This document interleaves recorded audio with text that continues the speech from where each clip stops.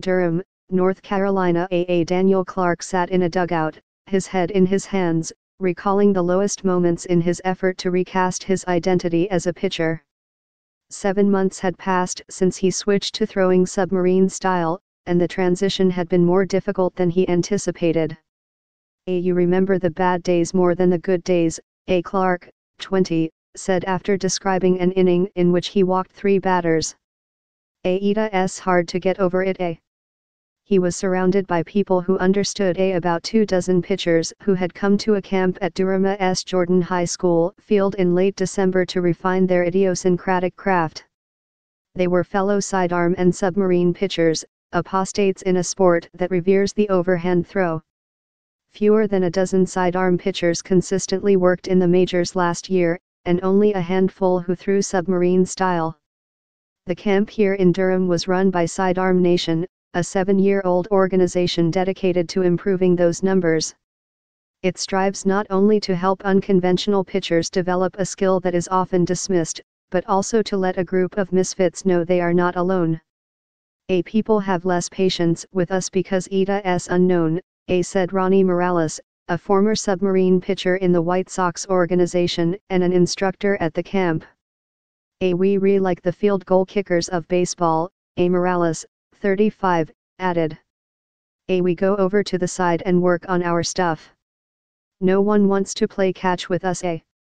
Though there have been stalwart sidearm and submarine pitchers, mostly relievers such as Dan Quisenberry, Kent Tuckolve, Mike Myers, Brad Ziegler, Ted Abernathy, Gene Garber and, in the current crop, the tireless Joe Smith of the Houston Astros. Players tend to be discouraged from throwing that way because coaches believe that it is less effective than overhand pitching and that it increases the risk of injuries.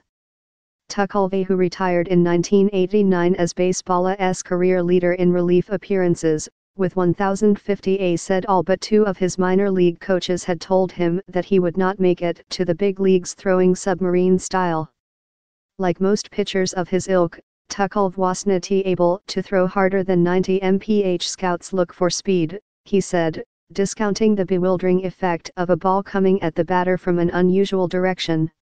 It took me a long time to get people to believe that I was even worth keeping around, Tuckolve said in a phone interview, adding, you have to be a little bit nuts to do this in the first place.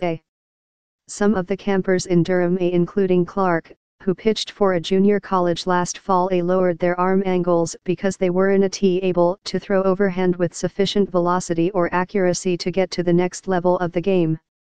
Others had shoulder injuries and switched because they found that an unorthodox delivery put less stress on their arm.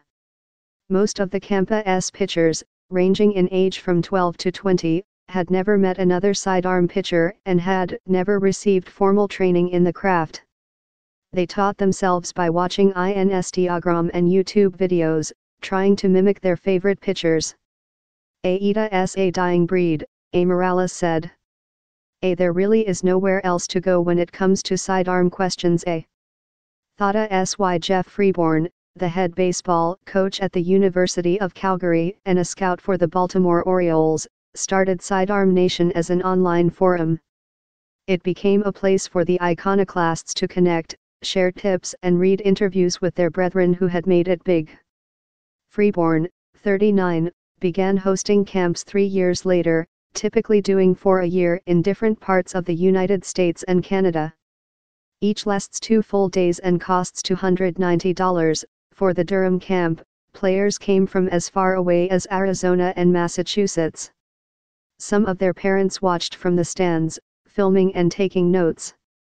Freeborn switched to sidearm pitching or dropped down, as players describe rejecting the overhand norm during his first season in an independent professional league after his manager told him that he would be cut if he didn't make a change. Freeborn was able to play 4 more seasons. It made baseball fun again and gave me a second life, he said. Sidearm and submarine pitchers tend to be specialists, typically entering a game to face only 1 or 2 batters, and almost always to focus on batters with a dominant side that matches their own. They seldom overpower an opponent, relying more on how much they can make the ball sink, an ability that makes them especially valuable when there is a runner on first and the manager seeks a reliever likely to induce a ground ball double play. We are just ultimately trying to mess up the hitter's timing, Freeborn said, and really, the big advantage is the deception you have with that arm angle. Batters also have a hard time preparing to face them, especially since it is so rare to face a pitcher who has dropped down. Mets infielder J.D. Davis said that the angle of a pitching machine could be set up to try to replicate the delivery of a sidearm pitcher, but that the machine could not match the way the ball will sink. Batters usually keeps their eyes on a pitcher's chest or shoulders as the ball is being released, Davis and some of his fellow Mets explained, but they must lower their focus to the knees or waist if they want to track the ball properly against a sidearm or submarine hurler. They're just weird, Davis said at the Mets' spring training facility in Port St. Lucie, Florida. They are hard to pick up. They look like they are coming at you, then they go sideways. As for the presumptions of injury risk, Rafaeli Escamilla, a professor of physical therapy at Sacramento State University who has done studies comparing overhand and sidearm pitching, said all pitchers were vulnerable. A sidearm thrower may have a greater risk of labrum injuries, he said, but less risk of rotator cuff problems. It's kind of picking your poison, Escamilla said. It may become increasingly difficult to drop down successfully, because in recent years batters have been taking more pronounced uppercut swings that allow them to better drive sinking pitches. But much like throwing a knuckleball, another freakish style that is often a last-ditch attempt to carve out a career, dropping down will surely remain an option for the rare characters who can master the skill. Things are about to get tougher for these specialists, though. This season, in an effort to speed up games, MLB will require relievers to face at least 3 batters before they are removed. Managers will surely think twice about calling on an offbeat pitcher to escape a jam, because the reliever cannot be promptly pulled from the game when a theoretically ideal matchup yields, say, a line drive into the gap instead of the desired double play.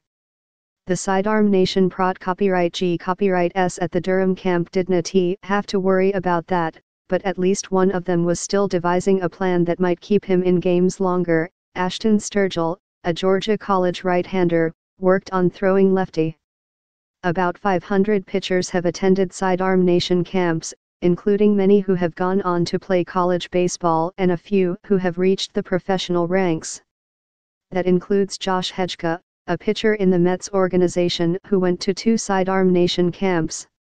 It was a group of people who finally understood, Hedgka said in a phone interview. It was just like, wow, this is awesome that there are other people out there like me who throw like this.